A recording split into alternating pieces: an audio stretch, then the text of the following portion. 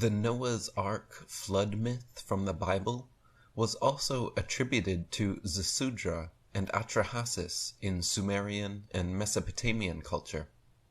In Aztec mythology, only Coxcoxtli and his wife Coxcoxtli were forewarned of the flood by God and survived by building a huge boat. They wandered for 104 years before landing in Antlan. The Mechoacanesecs of Central Amerika say Tepzi built a large boat, loaded it with animals, grains, seeds, and escaped the flood with his wife and children. The Maya say the Great Mother and Great Father survived and repopulated the world after the flood. The Chickasaw Native Americans say only one family and 2 animals of every kind were saved from the flood. The same basic story is found in almost 600 cultures around the world. Alan Alford wrote, "From almost every culture around the world there emerge more than 500 strikingly similar legends of a great flood. These legends all share a common theme, of mankind being swept away, with the exception of one man and his family who survived. We in the West generally know the survivor's name as Noah, but to the Aztecs he was Nene, whilst in the Near East he was Atrahasis, Utnapishtim, or Zisundra. As for his means of escape, the Bible describes an ark, or boat. Mesopotamian records describe a submersible vessel, and the Aztec version refers to a hollowed-out log.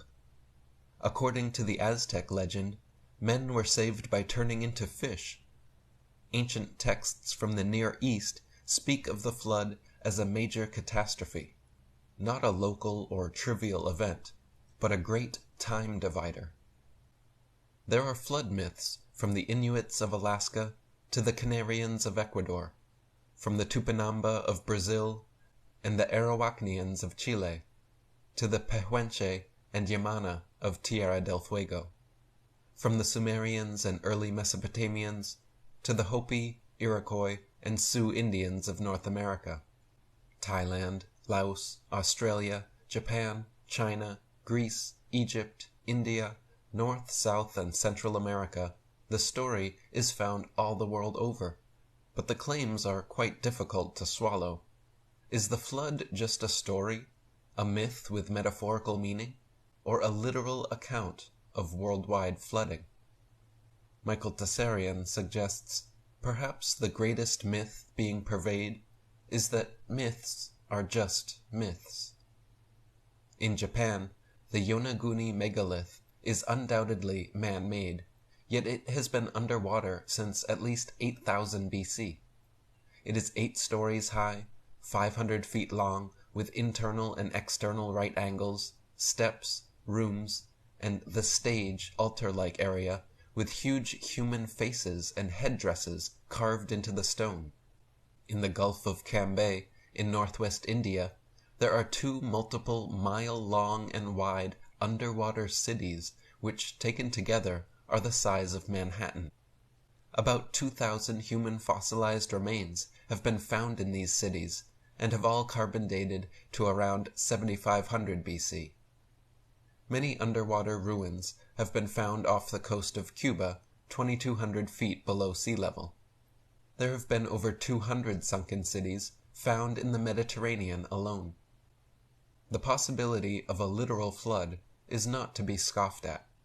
Perhaps only the more specific elements of the story are metaphorical.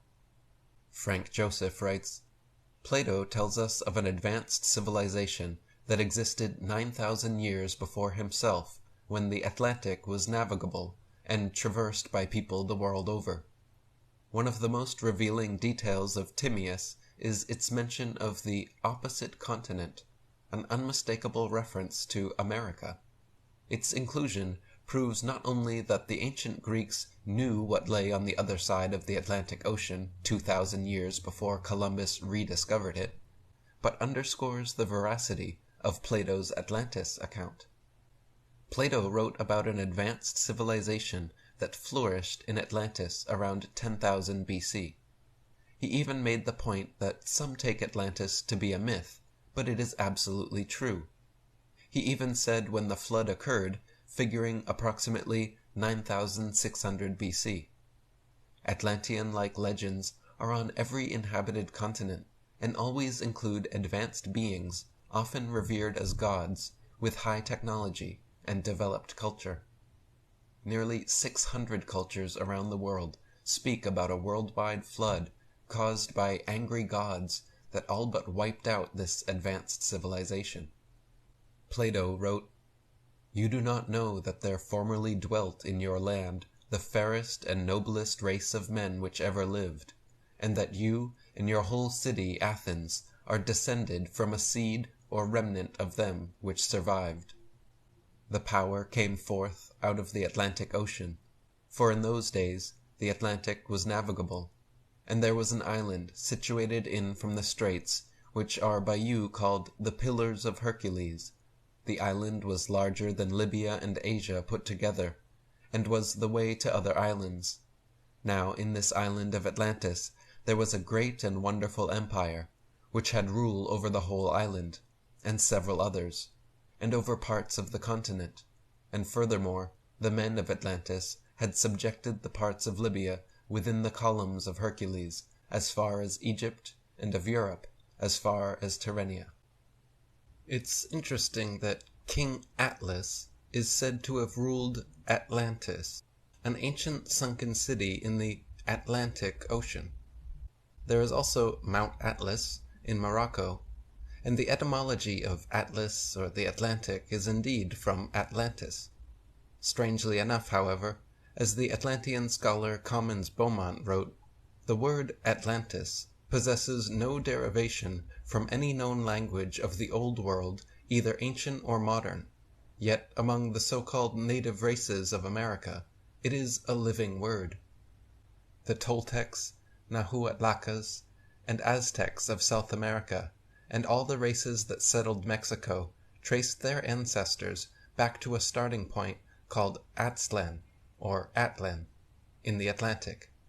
It was a land they described as too fair and beautiful to be left willingly, which was lost under the sea after a great flood. Aztec temples are called Teocalli, which interestingly compares with the Greek theos, God, and Callias, house or dwelling of.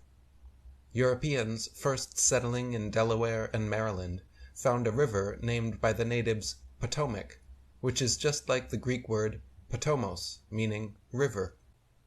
The native Basques of Western Europe also claim to be descendants from a continent called Atlantica, which sank beneath the waves. The Basque language itself shares no lingual affinities with any other European language, but is very similar to Native American languages. The natives of Mindanao in the Philippines are the Atas, who have the same flood myth and claim descent from light-skinned invaders who intermarried with the aboriginals.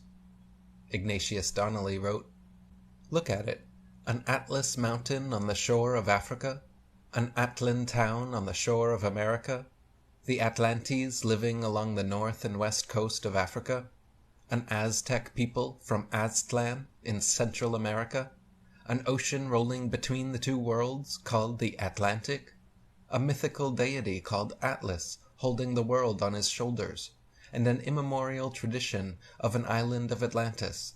Can all these things be the result of accident?" With the Atlantic Ocean and the Atlas Mountains in Morocco, we see the theme of water and hills or mountains being equated with Atlas. This is repeated worldwide. In Japan, Atago is a hill in the center of Tokyo where gods brought civilization to Japan. Atagi are the Japanese priests protecting wisdom from prehistory. In Tongo, Ata Mountain and Memorial are devoted to red-haired, fair-skinned gods who came long ago and blessed the natives. Italy comes from Italia, which comes from Atalia, a word meaning land of Atlas. Atalia is also the name of an ancient ceremonial mound in Biarritz. Across the Atlantic, The Aztecs also venerated a holy mountain by that name. Atalaya is the name of a small Quichua Indian town, and Atalia was a pre-Incan city found by archaeologists and confirmed by local history. In Guatemala, where the Mayan civilization thrived, near Lake Atitlan, is a stone tower called Atalia. The mountains of Indonesian Sumatra are called Atcha. The Guanche natives on the Canary Islands call mountains Ataras, and their atlas figure was named Ater. Tenerite Guanche natives call themselves Atanach, which means people of the sky god. Herodotus, Diodorus, Siculus, and other classical writers described the Antarantes people who lived on the Atlantic shores of Morocco. Atcha is ancient Egyptian for an advanced but sunken city. Egyptian gods or heroes were Atum, Atfi, Athoths, and many other At names. Atchafalaya means long river to the Chacto Indians, whose flood myth sinks. Atea is the Marquesians' ancestral progenitor, like Egypt's Adam. Atea Murray is the site of huge megalithic ruins in New Zealand, which contains At and Mu. Ateu is an extinct volcano in the Cook Islands. The Pawnee Indians, adept at astrology with the usual flood myth, had the sky god Atias. Nahuatl is the Aztecs' language, and almost all their gods' names end in atl. Their atlas character is Atlantiatl, and Atlantica means we live by the sea. The Tuareg natives of Morocco's name for water is also Atl. The Tuaregs claim descent from the Atlantes, ancient Moroccans written about by Herodotus, Diodorus, Siculus, and others. Atla was a giantess Norse god. Atlakvith, meaning punishment of Atla, is the name of their written record of their Atlantean oral history. Atlamal is another of these myths, which means the story of Atla. Atla is also an Otomi Indian town in Mexico. The Otomi have a ritual dance called the Acatlaxki, with 10 dancers to represent the 10 kings of Atlantis from the ancient ancestry. The Aztec sea god was Atlahua, and their great flood was Atamotzli. Today's Alca on the Gulf of Uraba was called Atlan before the Spanish conquest. Atlan is the name of a Venezuelan village of Paria Indians who say their home country was a preposterous island in the Atlantic inhabited by wealthy seafarers from which they escaped the flood. Antlan was home of the advanced Tarascans of Michoacan, who say they were inheritors of a drowned island civilization. Atland is the northern European name given to Atlantis, as shown in the medieval Frisian manuscript Oera Lindabach. Atlanersa was the 5th century BC king of Nubia, whose name meant royal descendant of Atlan. Ateo was a Minoan god thought to be Atlas, and later in Crete, Atana was the name of their language and dialect. Aten was the oldest sun deity in Egypt, and Atanatia was the ancient Aztec sun god. Another name for Egypt's sun god was Ra, like Rama of the Hindus, Rana of the Toltecs, Rayam of the Yemen, and the Raymi Peruvian sun festival. Is anyone prepared to accept all this etymology as coincidence? Could there really have been an advanced ancient Atlantean civilization? Could the myth of a sunken island continent be more than a myth? Francis Lenormant wrote, "Upon that part of the African continent nearest to the site of Atlantis, we find a chain of mountains known from the most ancient times as the Atlas Mountains. Whence this name Atlas, if it be not from the name of the great king of Atlantis? And if this be not its origin, how comes it that we find it in the most northwestern corner of Africa? And how does it happen that in the time of Herodotus there dwelt near this mountain chain a people called Atlantes, probably a remnant of a colony from Solon's island?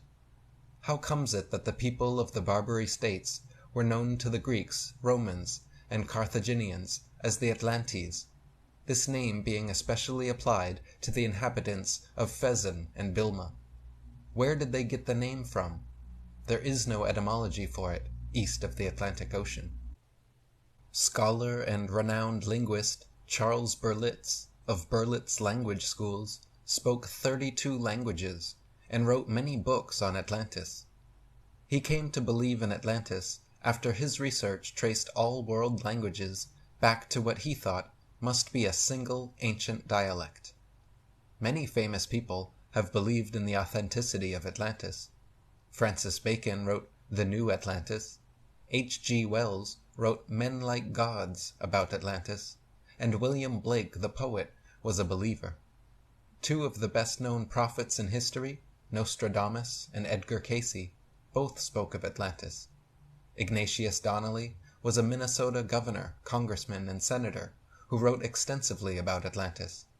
The most revered and well-known philosopher in history, Plato, wrote about Atlantis, specifically saying it was both a literal story and a myth.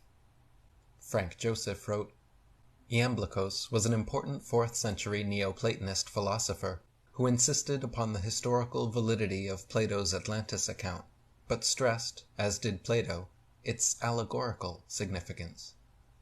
Silenus told Midas that there was another continent besides the commonly known ones. He said there was a country where gold and silver are so plentiful that they are esteemed no more than we esteem iron.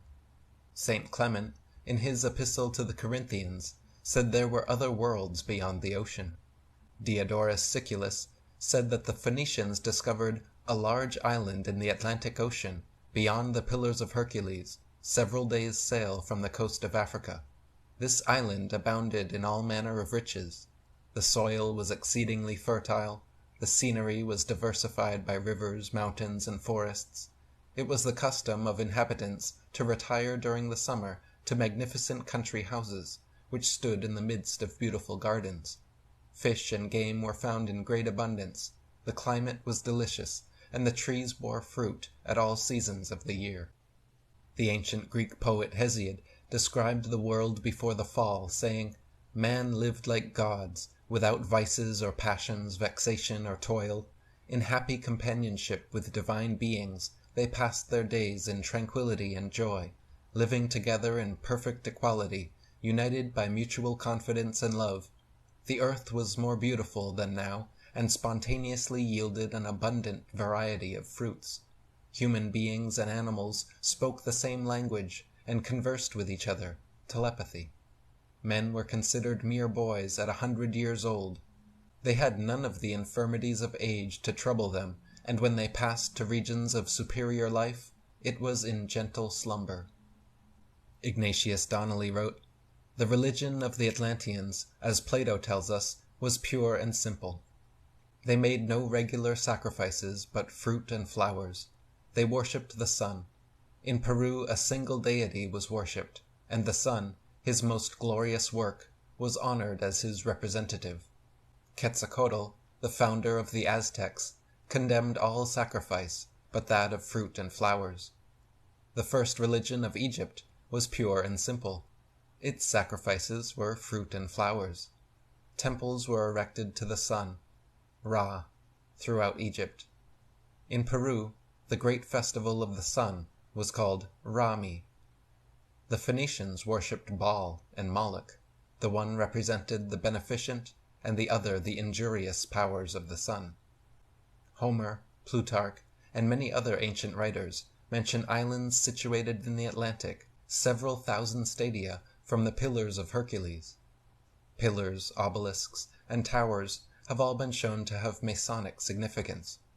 Hercules performing his 12 labors has been shown to reference the sun, the mushroom, and consciousness in general. So are the Pillars of Hercules real or metaphorical? Is Atlantis real or metaphorical? Is it both? During a chance meeting with a Native American wisdom keeper on a New Mexico hiking trail, author Greg Braden was told the following story. A long time ago, our world was very different from the way we see it today. There were fewer people, and we lived closer to the land. People knew the language of the rain, the crops, and the great Creator. They even knew how to speak to the stars and the sky people. They were aware that life is sacred and comes from the marriage between Mother Earth and Father Sky. In this time, there was balance, and people were happy. Then something happened. No one really knows why, but people started to forget who they were.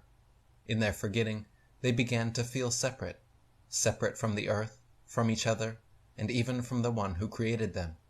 They were lost and wandered through life with no direction or connection. In their separation, they believed that they had to fight to survive in this world and defend themselves against the same forces that gave them the life they had learned to live in harmony with and trust. Soon, all of their energy was used to protect themselves from the world around them, instead of making peace with the world within them.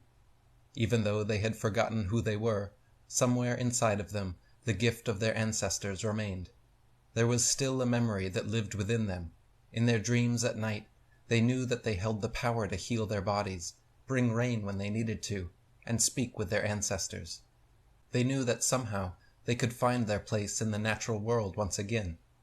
As they tried to remember who they were, they began to build the things outside of their bodies that reminded them of who they were on the inside. As time went on, they even built machines to do their healing, made chemicals to grow their crops, and stretched wires to communicate over long distances.